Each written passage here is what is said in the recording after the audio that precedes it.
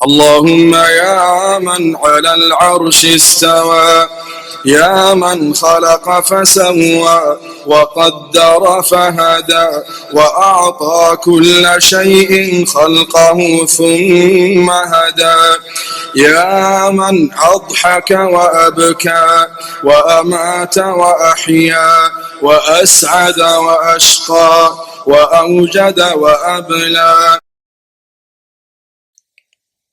بسم اللہ الرحمن الرحیم نحمدہ ونصلی علی رسول الکریم اما بعد قال رب اشرح لی صدری ویسر لی امری واحلل عقدۃ من لسانی یفقہوا قولی اللہم انی اسألک علما نافعا وعملا متقبلا ورزقا طیبا ولا تہنوا ولا تحزنوا وانتم اعلون ان کنتم مؤمنین، اور تم کمزور و پست ہمت نہ ہو اور نہ غم کرو، تم ہی غالب و سر بلند رہو گے اگر تم مومن ہو، اگر تم مومن ہو۔ 6 دسمبر 1992 شہادت بابری مسجد۔ آج اتنے سال ہو گئے ہیں، 28 سال۔ ہم بحیثیت قوم کیا کھویا کیا پایا، آئیے دیکھتے ہیں۔ 1855 تک اس جگہ پہ ایودھیا میں، وہ جو بابری مسجد جہاں پہ تھی، 1855 تک وہاں کے ہندو اور سارے ہندو اسے رام مندر نہیں مانتے تھے اور نہ سمجھتے تھے۔ اس سے پہلے کہیں کوئی ریکارڈ نہیں ملتا ہے، ٹھیک ہے۔ اب ہم دیکھتے ہیں کہ نیریٹو کیسے بدلتا رہا۔ اس کے بعد جو ہے جب آزادی ملی ہے تو 47 میں آزادی ملی ہے، اور ویسے ہی 49 میں اس کو ووادت بنا دیا گیا، یعنی ڈسپیوٹڈ لینڈ بنانے کی پوری زور شور سے کوشش ہونے لگی۔ گورنمنٹ کس کی تھی آپ کو معلوم ہے، کانگریس، نہرو۔ تو 1949 میں رام کی مورتی کو جو ہے وہ ڈسپیوٹڈ اسٹرکچر کے آؤٹ سائڈ، ڈسپیوٹڈ اسٹرکچر، وہ جو مسجد تھی اس کے باہر، وہاں پہ کیا ہو گیا، رام کی مورتی پرکٹ ہو گئی، رکھوائی گئی۔ پھر 1959 میں نرموہی اکھاڑا نام کا وہ جو ایک ان کی آرگنائزیشن تھی، وہ کیس لڑتا رہا کہ اسے اجازت دی جائے کہ وہ باہر جو ہے، وہ جو مسجد کے باہر کا جو اسٹرکچر تھا اس کے پر اس کو پوجا پاٹ کی اجازت دی جائے۔ اور وہ کیس آپ کو پتہ ہے کیسا ٹوسٹ کر کے میں اس کی ہسٹری میں نہیں جاؤں گی، اور کبھی دے رہے ہیں کبھی نہیں دے رہے ہیں، مطلب دھیرے دھیرے کر کے اس کو ڈھیلا کیا گیا۔ بہرحال 1986 میں دو باتیں بڑی مشہور ہوئیں۔ ایک شاہ بانو کیس، جس میں پارلیمنٹ کی ایک بیٹھک بلائی، کس نے؟ راجیو گاندھی نے، اور اس میں وہ نان نفقے کی بات کا قانون پاس ہوا، اور مسلمان خوش ہو گیا کہ ہم نے مسلم پرسنل لاء کو بچا لیا۔ اتنا علماء کو نہیں پتا تھا کہ اس میں شریعت میں کیا گنجائش رکھی گئی ہے۔ اس کو پارلیمنٹ سے پاس کروایا گیا تاکہ اتنی بڑی سی لالی پاپ دے دی جائے۔ اور اس کے بعد انہوں نے کیا کیا، سیم 1986 میں فیض آباد کورٹ نے تالا کھلوایا۔ وہ جو تالا لگا ہوا تھا، وہ تالا کس نے کھلوایا؟ راجیو گاندھی نے، جو اصل کار سیوک ہے، جو نہیں جانتا مسلمان۔ 1989 میں الہ آباد ہائی کورٹ نے کہا تھا کہ اسٹیٹس کو رکھو، جیسے مسجد تھی ایز اٹ از رہنی چاہیے، لیکن ہم نے دیکھا کہ 1992 میں مسجد کو شہید کر دیا گیا۔ 2 FIR داخل ہوئی، ایک انجانے اندیکھے کار سیوکوں کے خلاف، اور دوسرا mister Advani and mister Joshi کا جو بنچ تھا ان کے خلاف، کی کمیونل سپیچ کے لیے۔ 1993 میں CBI چارج شیٹ کرتی ہے اور اکیوز کرتی ہے اڈوانی، مرلی منوہر جوشی اور تمام وہ جو لوگ تھے۔ پھر 2019 میں سپریم کورٹ پوری زمین رام للا کے حوالے کر دیتی ہے۔ وہ جو ٹائٹل کا جو تھا اس میں نرموہی اکھاڑا تو پہلی بات دیکھیے، دو جو جگہ وہ ہو رہا ہے، مسلمانوں سے تو لی وہ جو مسجد تھی اس کو لے کے وہ سیدھی دے دی ان کو، اور کوئی ایویڈنس کو کوئی چیز کو نہیں لایا گیا۔ لیکن اس کے ساتھ جو جس کو پارٹی کو دی گئی وہ نرموہی اکھاڑا لڑتا رہا 1959 سے، اور مل گئی زمین کس کو؟ رام للا کو، اور نرموہی اکھاڑے کو اکھاڑ کر پھینک دیا گیا اور سپریم کورٹ کی تھرو۔ اور میں ذاتی طور سے رنجن گگوئی جو کہ سپریم کورٹ کے جج ہیں چاہتی ہوں کہ وہ بھویہ مندر کی پہلی اور آخری اینٹ بھی وہیں رکھیں تاکہ ان کا کام مکمل ہو۔ پھر ہم دیکھتے ہیں کہ 5 اگست 2020 کو بھومی پوجن ہمارے پردھان سیوک کرتے ہیں ایک خاص ڈیوٹی کے لیے. 30 سپٹمبر کو آپ کو پتا ہے کہ ایل کے اڈوانی منوہر جوشی کو عدالت بری کر دیتی ہے کہ وہ نردوش پائے گئے ہیں، ان کا کوئی جرم نہیں ہے. اب جب جرم نہیں ہے تو مجھے تو ایسا لگتا ہے کہ انہیں چاہیے کہ مان ہنی کا دعویٰ کر دیں کورٹ میں کہ اتنے سال ان کو کیوں اذیت دی گئی، کیوں ان کو اتنا بڑا نقصان پہنچایا گیا ہے نا. تو کیا ضرورت تھی انہیں مجرم کو کہنا ان کو اذیت دی گئی. اور مزے کی بات یہ ہے کہ یہ قانون خود کہتا ہے کہ اگر 2 کیس سامنے ہو، کرمنل اور سویلین، تو سب سے پہلے کرمنل کیس کی پروسیڈنگ ہوگی اور اس کے فیصلے آئیں گے. لیکن کرمنل کیس جو مسٹر اڈوانی کے اور مسٹر جوشی کے اوپر جو تھے اس کو بعد میں آیا، سویلین پہلے آ گیا، ٹائٹل جو ہے کسی اور کو دے دیا گیا. ٹھیک ہے. اور اس وقت کے جو وزیر اعظم جو تھے، پردھان سیوک تھے نرسمہا راؤ، اور کلیان سنگھ جو سی ایم تھے، یہ دونوں نے کورٹ میں، آپ کو میں بتاؤں یہ پارلیمنٹ میں یا میڈیا کے سامنے بیان نہیں دیا تھا، یہ کورٹ میں ایفیڈیوٹ دی تھی کہ ہم ڈھانچے کو کچھ ہونے نہیں دیں گے، ہم اسے پروٹیکٹ کریں گے، ہم حفاظت کی ذمہ داری، ہماری ایفیڈیوٹ داخل کی تھی کہاں پہ؟ کورٹ میں. اور مسجد شہید کر دی گئی دن کے اجالے میں. گورنمنٹ، کورٹ، میڈیا، سب کا ہاتھ، سب کا ساتھ. اور مزے کی بات یہ ہے کہ سپریم کورٹ خود کہتا ہے کہ یہ سیریس وائلیشن آف لا تھا. امیزنگ ججمنٹ، سننے کے لیے، عمل کرنے کے لیے نہیں. ٹھیک. اور کسی کو قانون نہ سمجھ میں آئے تو کلیان سنگھ سے سیکھ لے. وہ کہتا ہے کہ کورٹ نے پرتیبندھ لگایا تھا، کنسٹرکشن پہ اسٹے دیا تھا، ڈسٹرکشن پہ نہیں دیا تھا. اب آپ لوگ یہاں پہ ٹھہر کر، رک کر اور سنجیدگی سے غور کریں کہ کچھ فیصلے جب ہوتے ہیں تو اس کا امپیکٹ کیا ہوتا ہے. اگر ہم اس کا impact factually, morally, historically, ethically دیکھیں تو کیا ہے؟ تو فیکچولی یعنی اور جتنے فیکٹس تھے، جتنے پروف تھے، اس کو کیا کیا؟ ڈسمس کر دیا. مورلی کیا ہے کہ موب مینٹیلٹی ورک کرتی ہے. موب مینٹیلٹی، جس کی لاٹھی اس کی بھینس.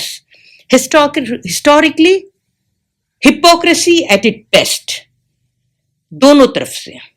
مطلب جو لوگ مندر کے لیے کلیم کر رہے تھے اور جو مسجد کو بچانے کا کام کر رہے تھے، وہ علماء سو بھی اور وہ لیڈران بھی. اور اس کے بعد جیسے ایکشن کمیٹی وغیرہ. ایتھک ہے کیا؟ تو میں تو یہ کہوں گی کہ لیٹ دا نیشن نو کہ ایتھک نام کی کوئی چیز یا کوئی چڑیا کو ہم جانتے بھی ہیں کیا. لیکن یہ سب کے ساتھ بڑا پیسفل تھا. اور جسٹس کہاں ہے، کیا ہے، کیا ہم جانتے بھی ہیں؟ ملنا تو دور کی بات ہے، بہت دور کی بات ہے. اسی لیے اگر مسلمانوں کو ترقی کرنا ہے، کامیابی حاصل کرنی ہے، خوشحالی حاصل کرنی ہے، اور سب سے بڑھ کر عزت اور وقار کے ساتھ رہنا ہے، تو ہمیں ایک بولتے ہیں نا، ایک ڈیسیشن لینا پڑے گا. وہ ڈیسیشن یہ ہے کہ ہمیں پیچھے جانا ہوگا. We need to go backward, تبھی ہم فارورڈ ہو پائیں گے. تو بیکورڈ جب ہم جاتے ہیں تو ہم اپنی کتاب کی اور جاتے ہیں، ہم اپنی سیرت النبی کی طرف جائیں گے، پیچھے جائیں. اور یہاں سے وہاں سے، یہ پارٹی سے وہ پارٹی سے، یہ قوم سے وہ قوم سے سیکھنے کے بجائے سیدھا آپ اپنا ریورس گیئر لگائیں اور جائیں، پہنچیں سنت رسول کے پاس، کتاب کے پاس. وہاں سے آپ کو ملے گا، تب جا کے آپ وقار کے ساتھ رہ پائیں گے. اب دیکھیے، جب آپ پیچھے جاتے ہیں تو میں یہ بات پھر سے اس لیے ریپیٹ کرتی ہوں تاکہ بات دماغ میں ٹھک جائے، ہو جائے، آپ کے دماغ میں آ جائے. جو لوگ مجھے ریگولر سنتے ہیں انہوں نے یہ سنا ہوگا ایپیسوڈ 3 میں جب ہم آپ صلی اللہ علیہ وسلم کے تعلق کی بنیادیں کر رہے تھے، تو ایپیسوڈ 3 میں یہ میں نے ڈیٹیل میں لیا. لیکن میں آپ کو پھر بتا دوں نئے سامعین کے لیے، ہوا یوں تھا کہ ایک مسلمان اور ایک یہودی دونوں میں ڈسپیوٹ ہوتا ہے مال کے لیے. دونوں آتے ہیں کہاں پہ؟ آپ صلی اللہ علیہ وسلم کے پاس. یہودی حق پر تھا، مسلمان غلط اور ناجائز بات کر رہا تھا. آپ صلی اللہ علیہ وسلم نے فیصلہ یہودی کے حق میں کر دیا. انہوں نے وہی فیصلہ کیا جو آپ صلی اللہ علیہ وسلم نے وہی فیصلہ کیا جو حق پر تھا. اور اسی طرح سے وہ آدمی جو مسلمان تھا سو کالڈ، اس نے اس فیصلے کو مانا نہیں اور وہ گیا ابو بکر صدیق کے پاس. ابو بکر صدیق نے وہی فیصلہ دہرا دیا. پھر بھی وہ نہیں مانتا ہے، پھر وہ جاتا ہے کس کے پاس؟ عمر رضی اللہ تعالیٰ عنہ کے پاس. جب عمر رضی اللہ تعالیٰ عنہ کے پاس جاتا ہے تو عمر رضی اللہ تعالیٰ عنہ دونوں کو موقع دیتے ہیں اور غور سے دونوں کی باتیں سنتے ہیں. تو جسٹس کا پہلا تقاضا ہے، انصاف کا پہلا تقاضا ہے کہ دونوں پارٹی کو ایکولی سنو، چاہے بات پسند ہو ناپسند ہو پر ایکولی سنو. انہوں نے سنا. آخر میں یہ یہودی یہ بھی کہتا ہے، وہ اسمارٹ تھا، کہتا ہے کہ رسول اللہ نے تو فیصلہ کر دیا ہے، پھر بھی آپ کے پاس آئے. آپ حضرت عمر رضی اللہ تعالیٰ عنہ گئے اور تلوار لا کے اس کافر کا، جس کفر کا مطلب یہ ہوتا ہے ریجیکٹ کرنا، اللہ اور اس کے رسول کو ریجیکٹ کرنے والے کو کافر کہتے ہیں. ٹھیک ہے نا، یہ ہمیشہ بات یاد رکھ لیجئے. ہم لوگ سمجھتے کافر کافر یہ دوسرا نہیں، وہ جو شرک کرتے ہیں وہ اللہ کے ساتھ ایسوسیٹ کرتے ہیں کوئی بھی طریقے سے، اس کو مشرک کہا جاتا ہے. کافر اسے کہا جاتا ہے جب وہ آ جائے، علم آ جائے، سمجھ میں آ جائے، بات کھل جائے اور پھر آپ ریجیکٹ کریں. ٹھیک ہے نا. تو اس نے ریجیکٹ کیا. حضرت عمر نے اس کی گردن کو اپنے تلوار سے سر قلم کر دیا، یہ کہہ کر کہ جو قانون لایا ہے، جس نے بنایا ہے، رسول وقت موجود ہے، اس کے بعد یہ آرگیومنٹ کیوں؟ تم اسٹیٹ کو کیا کرنا چاہ رہے ہو؟ کھلواڑا بنانا چاہتے ہو. اور آپ دیکھیں گے کہ وہ یہودی مائنیوٹ مائنورٹی تھا مدینہ میں، اس کے پاس کوئی طاقت نہیں تھی، لیکن وہ سب سے زیادہ اطمینان اور سکون کے ساتھ تھا کہ اس کے ساتھ انصاف ہوگا. اور اس کو انصاف 3 جگہوں سے ملا. سپریم کورٹ سے ملا، یعنی آپ صلی اللہ علیہ وسلم سپریم اتھارٹی، پھر آپ کو ہائی کورٹ یعنی سب سے سیکنڈ اتھارٹی ان جو چارج تھے ابو بکر صدیق، تو ہائیسٹ اتھارٹی جو دوسری تھی سیکنڈ، وہ ابو بکر صدیق سے بھی ان کو وہی حق ملا، انصاف ملا، جسٹس ملا. اور تیسرے جو آپ بول سکتے ہیں کہ اس کے بعد والی جو لوور کورٹ تھی یعنی حضرت عمر رضی اللہ تعالیٰ عنہ نے، تو انہوں نے اس کا فیصلہ ہی کر دیا کہ اوپر تک جانے کی ضرورت ہی کیا تھی. اس کو کہتے ہیں انصاف. اب یہ justice delayed is justice denied. اگر آپ جائیں گے اتہاس میں تو آپ پائیں گے اسے ایک ہی دن میں ہو گیا. نہ تب اتنے کمپیوٹر، نہ تب اتنا ریکارڈ مینجمنٹ، سامنے سامنے. یہ اندھا دیکھ ہوتا ہے جو اندھا بن کے رہنا چاہتا ہے، وہ نہیں دیکھتا حقیقت کو، باقی تو حقیقت کھل جاتی ہے. تو justice delayed is justice denied. یہاں تو جسٹس کا نام ہی نہیں پتا ہے. خیر، تو اب آپ اس فیصلے کو آپ ہسٹوریکلی دیکھ لیں، مورلی دیکھ لیں، فیکچولی دیکھ لیں، ایتھیکلی دیکھ لیں، تو اس زمانے کو تو چھوڑ دیں، آج 1500 سال کے بعد بھی انسانیت کو یہ گائیڈ کرتا ہے. ہر مظلوم انسان کو اس سے راحت ملتی ہے. ٹھیک ہے نا. بابری مسجد کمیٹی، ایکشن کمیٹی، مسلم پرسنل لا بورڈ، سنی وقف بورڈ، اور اب بالکل نئی نویلی دلہن اس میں جو شامل ہو گئی جمعیت العلماء ہند، یہ سب احمقوں، بے وقوفوں، حقیقت سے کوسوں دور منافق اور علماء سو کا ٹولہ ہے، جس نے اپنی کمی و کوتاہی کے سبب جو قانونی میٹر تھا، جو میٹر آف لا تھا، جوڈیشری تھا، اس کو جذباتی بنا دیا اور مذہبی رنگ دیا. اب آئیے اس آیت کی طرف. وَلَا تَهِنُوا وَلَا تَحْزَنُوا وَأَنْتُمْ أَعْلَوْنَ إِن كُنتُم مُؤْمِنِينَ. اور تم پست ہمت، کمزور نہ ہو اور غم نہ کرو، تم ہی غالب و سر بلند ہوگے اگر تم مومن ہو. اس آیت کی روح سے ہم کمزوری، پست ہمتی میں کیا ہے، ہمیں نہیں کرنا چاہیے، لیکن ہم آج اس میں سب سے آگے ہو گئے ہیں. اور غم منع کیا کہ غم میں ہر دم مت رہو، ہائے توبہ مت کرو، لیکن ہم ہمیشہ ماتمی کیفیت، ہمیشہ غم میں. اور ہائے توبہ ہمارا جو ہے نا سیکنڈ کردار بن گیا ہے، ہمارا ایک سیکنڈ ہیبٹ بن گئی ہے. اس سب کو منع کیا گیا. اور آگے اللہ کہتا ہے کہ تم ہی غالب رہو گے، یعنی غالب یعنی اوور پاور رہو گے. وہاں پہ یہ نہیں دیا گیا کہ آپ اگر اتنی تعداد نہیں بتائی گئی ہے، صرف کوالٹی بتائی گئی ہے. اگر کوالٹی یہ رہے گی تو you will be in power. تو اب تم ہی غالب رہو گے، جو سر بلند، وقار اور عزت کے ساتھ سر اونچا کر کے رہو گے اگر تم مومن ہو. تو مومن ہے کیا؟ یہ آیت جو دیکھیے اللہ سبحانہ تعالیٰ فرماتا ہے، اسے میں نے سورہ آل عمران سے لکھا، تم سے پہلے سنت الہی کی بہت سی مثالیں گزر چکی ہیں، تم زمین میں چل پھر کر دیکھو کہ حق کو جھٹلانے والوں کا انجام کیا ہوا. لوگوں کے لیے بیان حقیقت ہے اور متقیوں کے لیے ہدایت و نصیحت. تم پست ہمت نہ ہو، غم نہ کرو، تم ہی غالب و سربلند ہوگے اگر تم مومن ہو۔ اگر تمہیں کہیں چوٹ لگتی ہے تو دیکھو اس طرح کی چوٹ تو ان لوگوں کو بھی لگ چکی ہے، اور یہ اچھے اور برے دن جنہیں ہم لوگوں کے درمیان عدلتے بدلتے رہتے ہیں، اللہ کو یہ معلوم کرنا تھا یہ کون ہے جو واقعی ایمان لائے ہیں اور اسے تم میں سے حق کو گواہ بنانے والے ہیں، اور اللہ ظالموں کو پسند نہیں کرتا۔ جو لوگ ایمان لائے اللہ کو انہیں نکھار کر، جو لوگ ایمان لائے ہیں اللہ ان کو نکھار کر ان کو پختہ کرتا ہے، مضبوط کرتا ہے، اور اہل کفر کا زور وہ توڑتا ہے۔ تو قرآن کریم یہاں مسلمانوں کی اللہ کی سنتوں کی طرف جو اس کی زمین میں جاری و ساری ہے متوجہ کرتا ہے، کہ ان اصولوں کو واضح کرتا ہے کہ جن کے مطابق انجام پائے جاتے ہیں۔ اللہ سبحانہ تعالیٰ جب ہے یہ عقیدہ جو ہے، یہ عقیدہ کہ آپ کو کس طرح سے زندگی گزارنی ہے، یہ عقیدہ خود آپ ان عربوں کو اس تصور تک لے گیا کہ 25 سال کے کم عرصے میں وہ پورے دنیا پہ چھا گئے، کہ بلند ترین انسانیت کی بلند ترین سطح پہ پہنچ گئے صرف کس سے؟ اس عقیدے کی وجہ سے۔ اب دیکھیے اللہ کہہ رہا ہے کہ زمین پوری نا فسیروا فی الارض، تو زمین میں چل پھر کر دیکھو، اس زمین میں تم دیکھو گے کہ جو بھی جھٹلانے والا تھا، جس نے بھی انکار کیا اللہ کو، اس کو نا اللہ نے کیا کیا ہے اس کے ساتھ۔ کوئی بھی قوم دیکھ لیں تو آپ دل کو چھوٹا نہ کریں۔ ہدایت و نصیحت ہے متقین کے لیے۔ اللہ اس میں آیت کہہ رہا ہے، یہ دیکھیے یہ جو ہے آل عمران غزوہ احد کے پس منظر میں ہے، ھذا بیان للناس وہدی وموعظۃ للمتقین، یہ بیان حقیقت ہے لوگوں کے لیے اور ہدایت اور نصیحت ہے متقین کے لیے۔ دیکھیے یہ سب انسانوں کے لیے پیغام ہے، قرآن عام ہے، کھلا پڑا ہوا ہے، رو رو کے چلا چلا کے بلا رہا ہے تمام انسانوں کہ آؤ مجھے سے حاصل کرو، خیر حاصل کرو، ہدایت حاصل کرو۔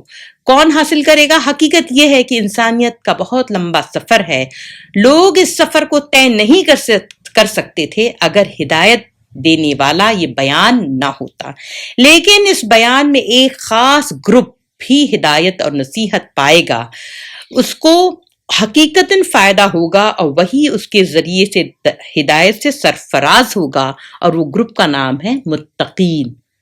اللہم اجعلنا منہم، اسی لیے دعا مانگنا چاہیے کہ اللہ ہمیں تو متقی بنا، ٹھیک ہے۔ لوگوں کو علم کی نہیں، حق کی رغبت کی اور حق کی راہ کی اختیار کرنے کی قدرت کی کمی ہے، یعنی علم کی کمی نہیں ہے۔ کمی کس بات کی ہے؟ کہ آپ کو یہ قدرت ہو جائے، یعنی آپ اپنے نفس پہ اوور پاور ہو جائیں، کس بات کے لیے؟ کہ آپ کو حق کے راہ پر چلنا ہے، اور حق کی طرف رغبت یعنی محبت ہو، اس کی طرف جھکاؤ ہو، اور راہ حق اختیار کرنے کی قدرت ایمان سے پیدا ہوتی ہے، یعنی وہ جو طاقت پیدا ہوتی ہے وہ ایمان سے پیدا ہوتی ہے، اور تقوی اس کو ہی حفاظت کرتی ہے۔ تقوی کیا کرتی ہے؟ اس قوت کو محفوظ کرتی ہے۔ انسان بعض دفعہ کیا ہوتا ہے، اپنے آپ کو نہیں جانتا، اپنی خفیہ اپنی پوشیدہ جو کمزوری ہوتی ہیں، اپنے جو کریکس ہوتے ہیں، اپنی جو ٹیڑھا پن ہوتا ہے، اور بس کبھی کبھی اپنی کمزوری اور کبھی کبھی اپنی کمزوری بھی اور کبھی کبھی اپنی اسٹرینتھ بھی یعنی قوت کو بھی وہ نہیں جانتا، اس سے بے خبر ہوتا ہے، اور اس شخص کے اندر کی جو شخصیت کی جو اندر چھپی ہوئی ہیں اس کا اسے علم نہیں ہوتا ہے۔ تو یہ سارے حالات جب چوٹ لگتی ہے، یعنی احد میں بھی صحابہ کرام کو چوٹ پہنچی تھی، جیتی ہوئی بازی وہ ہار گئے تھے، اور ان پہ نہ 70 صحابہ شہید ہوئے تھے، تو یہ سارا کچھ جو تھا، یہ فتن جو آتا ہے ورڈ اسی سے آتا ہے کہ ابھارنے کے لیے، یہ سب چیزیں کسی ابھارنے والے واقعے سے ہی آپ کی کیا ہوتی ہیں، یہ نکھار پیدا ہوتا ہے۔ تو اللہ سبحانہ تعالیٰ قرآن کے ذریعے ہمیں سمجھاتا ہے کہ اگر اللہ کی طرف سے کوئی مصیبت آتی ہے، کوئی پریشانی آتی ہے، تو وہ کیا ہوتی ہے؟ وہ آپ کے خیر کے لیے ہوتی ہے۔ اللہ چاہتا ہے کہ جو لوگ اس کو تقوی اختیار کریں گے، ہدایت لیں گے، تو پھر ان کے اندر پھر کیا ہوگا؟ آپ نے تو لے لی، اب ٹریننگ وہ کر رہا ہے، اللہ ایسے کر رہا ہے۔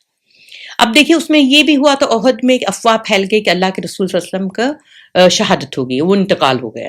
تو اللہ کہتا ہے کہ وما محمد الا رسول، اور محمد رسول ہی تو ہیں، ان سے پہلے بھی رسول گزر چکے، اگر وہ مر جائیں یا قتل کر دیے جائیں تو کیا تم الٹے پاؤں پھر جاؤ گے؟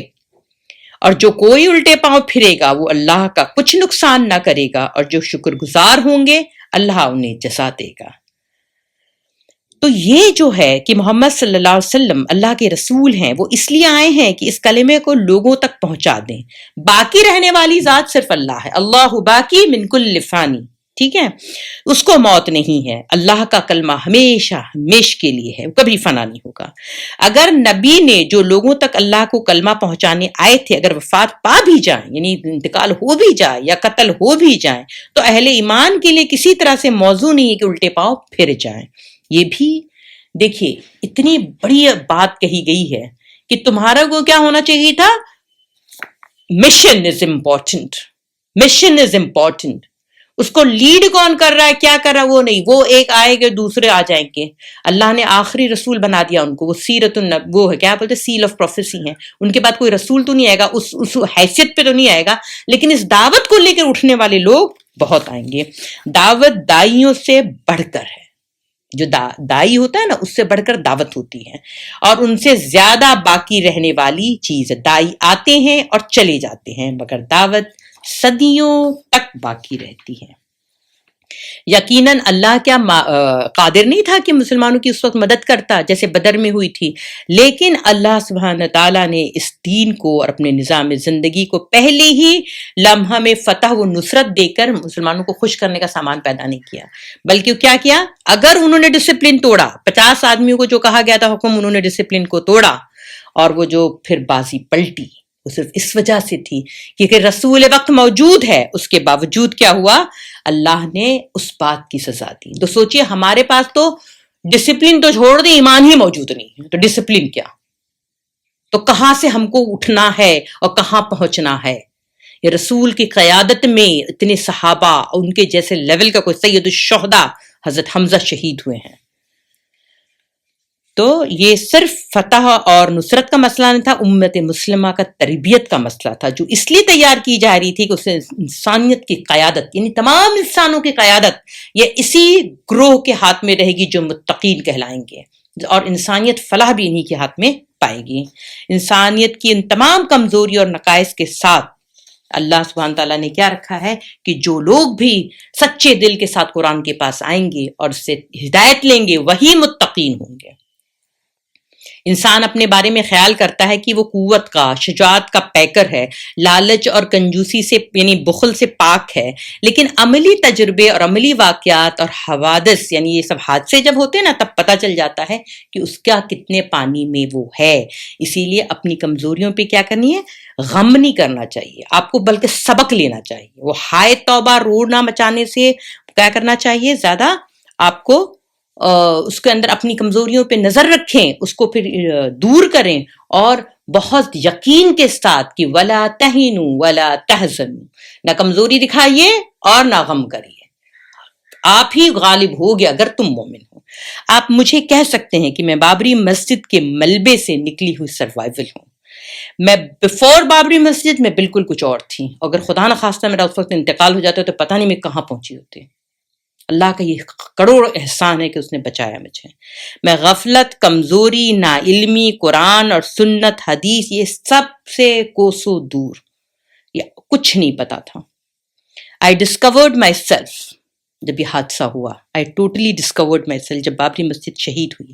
اور اس وقت میڈیا کچھ نہیں تھا، ہم ریڈیو پہ خبریں سنتے تھے، میں بچپن سے سنتی تھی، میری امی ہمیشہ سنتی تھی BBC لندن، اور میں 7 سال کی عمر سے ان کو ہمیشہ ریڈیو سیٹ کر کے دیتی تھی، تو ہمیشہ سنتی تھی، ایک عادت سی ہو گئی تھی. تو اس میں اردو سروس سے پہلے ہندی سروس آتی تھی، اور اس میں جب وہ خبر پڑھتا ہے اور میں لیٹ پہنچتی ہوں، اس میں آتی کہ مسجد دھوست کر دی گئی. وہ آواز میرے کان میں ایسی گونجتی تھی، اور مجھے یقین نہیں آیا، پہلی بار مجھے پتا چلا کہ کوئی انسان اور دولت اور کوئی چیز میں نے دیکھی بھی نہیں تھی، اس کی اتنی محبت ہو سکتی ہے، وہ اندر سے کتنا ہلا سکتا ہے. مجھے اندر سے مجھے یہ پتا ہی نہیں تھا، اور اس نے مجھے اتنا امپیکٹ کیا کہ شدید ڈپریشن کا دورہ پڑا. مجھے کہیں سکون نہیں ملتا تھا، میرا وہ دکھ اور صدمہ اور خالی پن کا ایسا احساس تھا کہ میں بتا نہیں سکتی ہوں. لیکن میں تھک کر، مجبور ہو کر، کمزور اور بے بسی کی کیفیت میں مجھے نئی زندگی، نئی امنگ اور نئی جوش جو ملا تو قرآن سے ملا. اس لیے میں ڈاکٹر اسرار احمد مرحوم کی بہت زیادہ اللہ کو کروٹ جنت نصیب کرے. 5 فلوک میں نے سن لیا تھا ان کو، اور پھر وہ رشتہ برقرار رہا آج تک.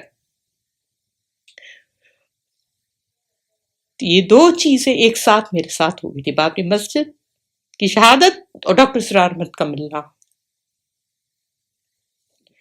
اللہ قیامت تک کے لیے دیکھیے یہ بات اسٹیبلش کرتا ہے کہ یہ دین جو ہے وہ خواہشوں اور دعاؤں اور شفاعتوں سے نہیں چلتا. اس کے پورے قانون کو جوں کا توں ماننا، اس کو ڈسپلن کی ایسی مثال پیش کرنا کہ کہیں آپ کو ملے نہیں، یا آپ اپنے نفس کو اور اپنی خواہشوں کو پہلے قربان کریے. یہ دین قربانی مانگتا ہے. اور جو سو کالڈ مسلم ہوتے ہیں، جو سو کالڈ مسلم ہیں، یہ لوگ اپنے عمل سے دیکھیں کیا ہے. ہم لوکلی بھی دیکھیں اور گلوبلی بھی دیکھیں کہ ان کو فکر ہے، یہ اپنی خواہش چھوٹی ہو یا بڑی، اپنے نفسی اپنے نفس کے غلام بنے ہوئے. غفلت، بے حسی، بے غیرتی کی چادر تان کر یہ قوم گلوبلی سو رہی ہے. جس طرح ہندوستان میں گجرات ماڈل پورے ہندوستان اور ہندی بیلٹ میں زیادہ لایا گیا، اسی طرح سے بابری مسجد ماڈل، اس کی جدوجہد، اس کا عدالتی پہلو، یہ سارا کچھ ریپلیکا ہے. بیت المقدس کو شہید کرنا، مسجد اقصی کو شہید کرنا، اور وہاں پر تھرڈ ٹیمپل کے لیے قائم کرنا. سعودی نے ایک جرنلسٹ کے ذریعے خبر لیک کی کہ بیت المقدس جو یروشلم میں نہیں ہے بلکہ مکہ اور طائف کے بیچ میں وہ مسجد ہے، اور وہاں سے آپ وسلم گئے تھے معراج کے لیے.